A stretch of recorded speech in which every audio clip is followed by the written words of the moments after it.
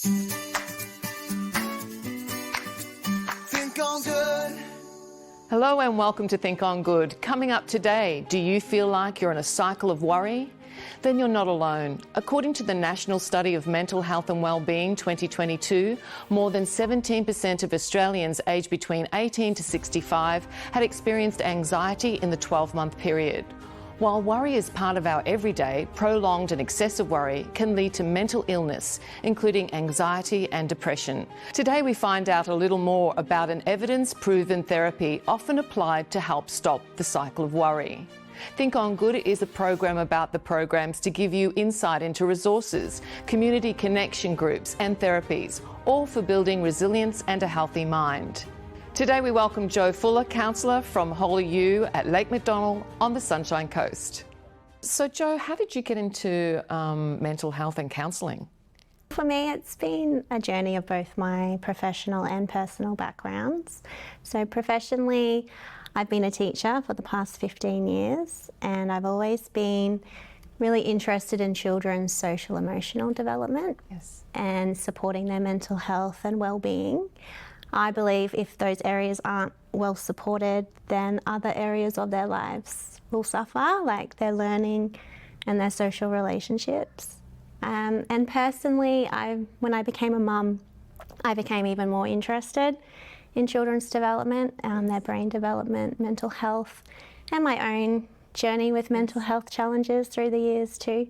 Sure. And they've all combined for me being able to further my education a couple of years ago, and I did my Masters in Education in Guidance, Counselling and Careers. Yes. So now I'm able to provide psychosocial education and counselling support for children and teens, and also for their parents if needed. Yeah, that's perfect.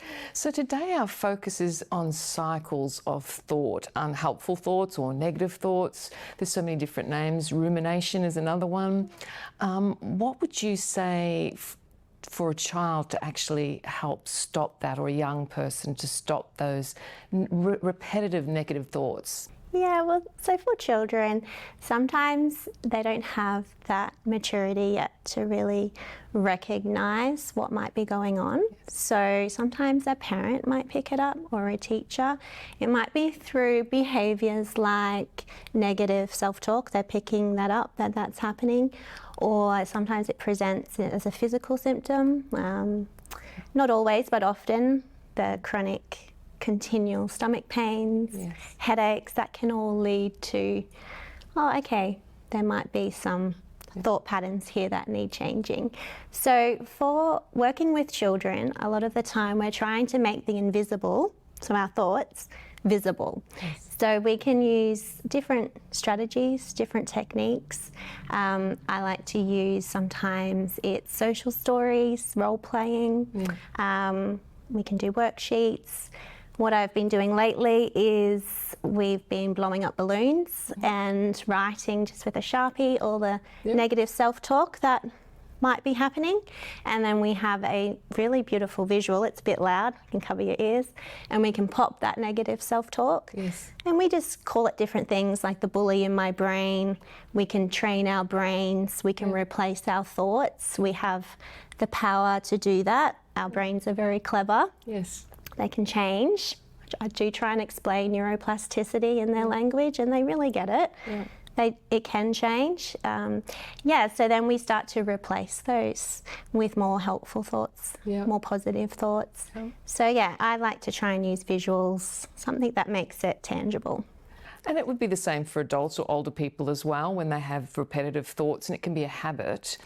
So what actually happens in the body? Is it similar to what happens in the body for a young person as an older person as well, with a repetitive negative thinking?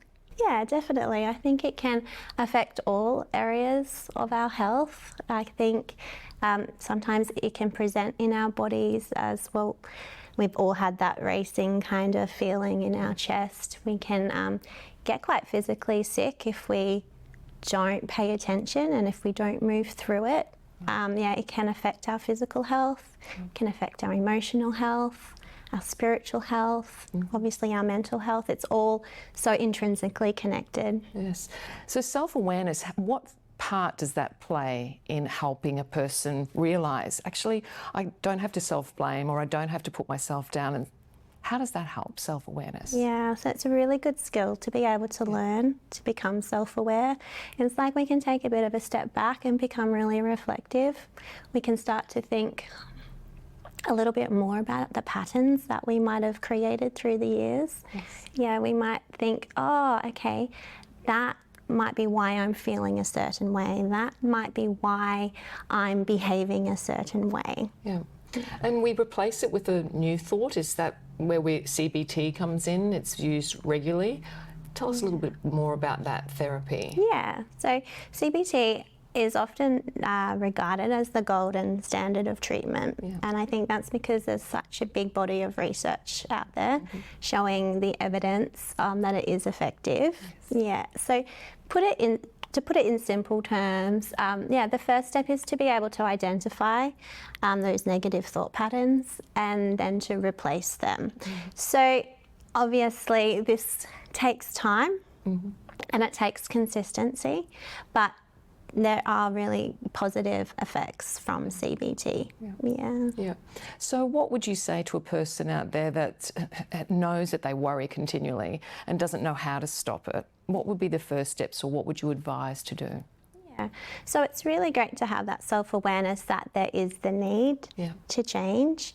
There is obviously a lot of information out there online, on the internet. People can start to have a little look there if they like, if they find it a little bit intimidating to go see a counsellor first. I think you can for sure go and check out the resources, even with the rise of AI at the moment, changing the way we do things.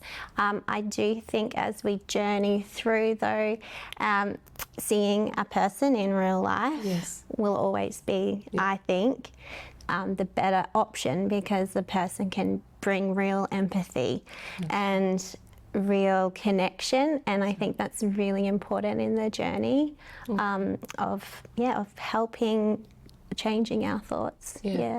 So looking at CBT again, if you're going to a counsellor, what's the process? So I'm part of the Christian Counsellors Association. So you can go onto their website and you can put in where you live, and there's a directory of if you're after a Christian counsellor, and you can have a look and look at their bio, and they'll often write what kind of therapies they use, what sort of theories they draw from, and I think you can get a good feel of a person's approach that way. I would say a lot of counsellors and therapists use CBT in one way or another in their approach. Now, when someone's starting to make a change, in particular if they're known in a large family and they're starting to make a change, and they find that it's really hard because they're getting pulled back into their roles. I think when we begin to start making some changes, people in our lives who know us really well and they're used to a certain person, and you're changing, there can be pushback and that can be difficult to navigate. I think for me it comes down to the choices of how we respond. So we can respond in a passive way, which is not to do anything. It's when you repress everything, suppress it, and that's not really going to help the individual who's trying to make the positive changes. It might make the other people, oh, okay, this is good, not rocking the boat or anything. But in the long run, it's not going to help the individual. Then there's the aggressive approach you could take, and that is going in, look everybody, I'm trying, and they can get angry, and that to me just further contributes to like a breakdown in relationships. Then there's the passive aggressive approach, which I think what happens there is it can seem a bit manipulative, the manipulation and control, because you're trying to control it in a certain way.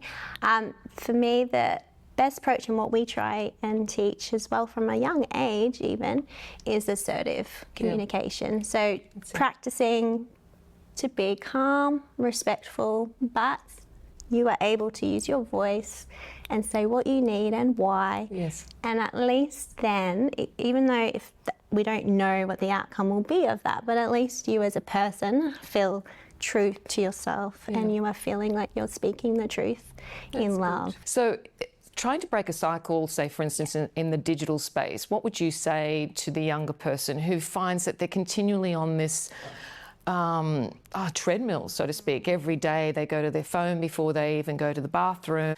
Obviously that does affect your moods and your behaviour. Yeah, definitely. I think, like anything, it can take a little bit of time to see change, but if you recognise, first of all, that I'd like to change in this area, or somebody else is noticing the change in the behaviour, it takes that inside of you wanting to change, you know, and also recognising it takes time and consistency, but we can start with a small step. So that might be limiting the screen, putting some boundaries around that. Realising inside there will be a bit of a battle going on because you are making a change. You know, our neural pathways, they take the path that they are used to, the path of least resistance, so to speak. So if we are continually strengthening that, and that can be filtered into our habits, we're continually strengthening those pathways. It will take a bit of time to see some change, but I think putting some boundaries in place, starting small, starting with putting in a little win, if you, maybe put in a different kind of reward. I won't do that first thing, but I will reward myself with something else that's other than the screen. What about your favourite quote or saying? Can you share that with us? Yeah, sure. So mine's more of a scripture from Romans 12:2, where it says, "Do not be conformed to this world, but be transformed by the renewing of your mind." So for me, that's been a really key scripture. It speaks to me of the metamorphosis approach, going from the caterpillar into the butterfly, and how we do that is renewing our minds, which is really what CBT is, really noticing those thoughts, changing those thoughts according to truth. Yeah, sounds good. Thanks again for your time today, Jo. Thank you for joining us. Thanks so much. Repetitive negative thinking can impact moods and sometimes prevents the person from achieving goals.